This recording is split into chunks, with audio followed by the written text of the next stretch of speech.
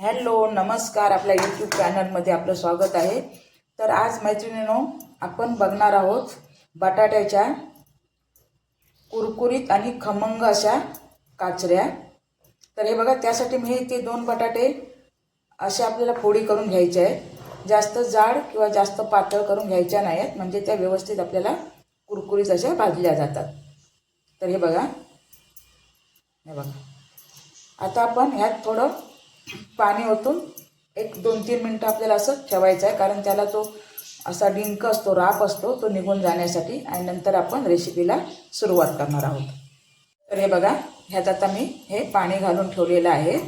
चला आता आपण 2 मिनिटानंतर ह्याची रेसिपी बघूया।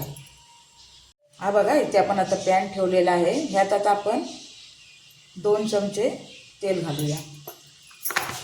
ह्या काचऱ्यांसाठी तेल थोडं जादा लागतं। माझा ह्या आधीसुद्धा चॅनलवरती व्हिडिओ आहे याचा, थोडासा वेगळ्या पद्धतीने। हे बघा, आपलं इथे तेल आता तापलेलं आहे। यात जिरं आणि मोहरी, कढीपत्ता,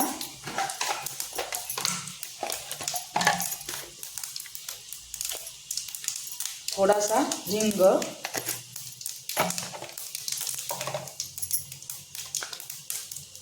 आणि चिमूटभर हळद।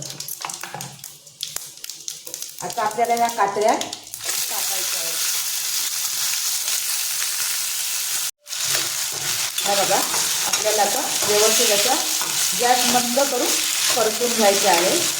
गॅस जास्त मोठा करायचा नाही आहे, कारण या असं थोड्या शिजल्या तर तुटू शकतात। आता आपल्याला यात 1 चमचा लाल तिखट घालायचं आहे, म्हणजे आपलं जे नेहमीचं तिखट असतं ना ते। तुम्हाला जर तिखट लागत असेल जास्त तर जादा घाला, नाही तर थोडं कमी घाला।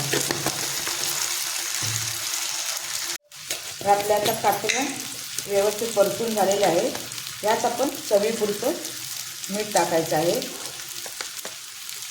घरात असणाऱ्या साहित्यात आणि कमी खर्चात झटपट अशा आपल्याला काचऱ्या करता येतात।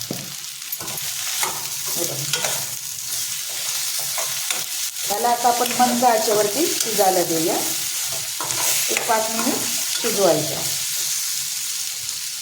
आता आपण झाकण बघूया काढून। झाकण नाही ठेवलं तरी चालतं। आता आपल्याला हलक्या हाताने परतून घ्यायच्या काचऱ्या।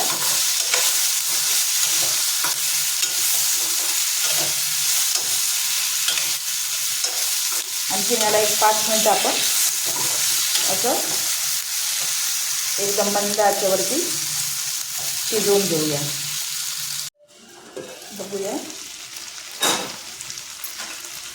बघा आपल्या काचऱ्या आता अशा तयार आहेत। यात आपण आता कोथिंबीर टाकणार आहोत। ह्या काचऱ्या तुम्ही चपाती, भाकरी किंवा डाळ भाताबरोबर सुद्धा खाऊ शकता। तेल मात्र थोडं जादा लागतं त्यात, कारण ते आपण वाफेवर शिजवत असतो। हे बघा, तर तुम्ही सुद्धा ही पद्धत नक्की ट्राय करा। आपल्या मुलांना टिफिनमध्ये आयत्या वेळेला काय भाज्या द्यायच्या असा आपल्याला प्रश्न पडतो, त्यावेळेला आपण अशा पटकन ह्या काचऱ्या झटपट अशा करू शकतो।